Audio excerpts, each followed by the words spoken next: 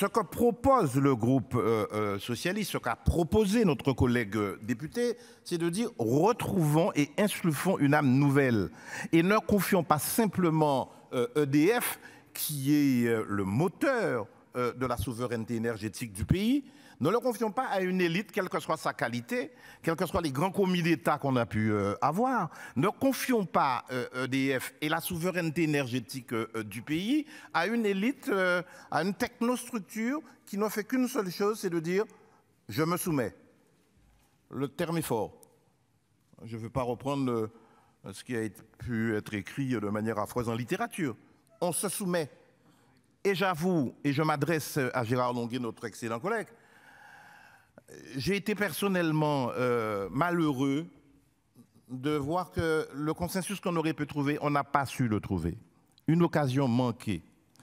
De dire que la nationalisation, l'Europe quelque part, c'est pas son affaire. Il y a une sorte de neutralité technologique, mais il y a une neutralité juridique. Que le monopole soit public ou privé, c'est pas le problème de l'Europe. C'est pas son problème. Son problème, c'est l'ouverture du marché. Et ils ont inventé une chose absolument affreuse, mais très belle en sémantique, qui consiste à dire, s'il y a un monopole de fait, ou monopole juridique, eh bien, il faut simplement que le marché soit ouvert et qu'il soit donc contestable, la contestabilité. Donc, à la limite, ce n'est pas le problème de l'Europe, c'est un problème national. Et ce que propose Philippe Brun, eh c'est précisément d'avoir une arme nationale. Nationaliser EDF, c'est réarmer la France. Nationaliser EDF, faire de EDF une entreprise intégrée, verticalement intégrée, d'intérêt général et d'intérêt national, ça équivaut à un ministère de la Défense.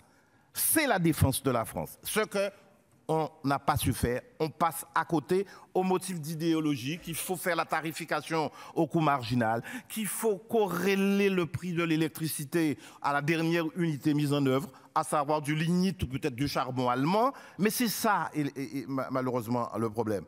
Et quand on veut descendre pour l'usage des Français, pour le plus grand bien des Français, de dire il faut un TRVE, qui soit à la disposition de tous. Non, on change le mode de calcul et c'est le coût d'approvisionnement du fournisseur alternatif qui n'a de fournisseur que le nom. C'est ça aujourd'hui le modèle qui est soumis et auquel nous nous soumettons tous. Je le regrette vraiment. Il nous faut un champion national. Il faut donc la nationalisation d'EDF avec défense des intérêts de la France. Il faut délimiter le périmètre pour éviter des scissions. Il faut un TRV revu et corrigé. Et voilà ce que nous remettons par amendement dans le texte qui vous est soumis.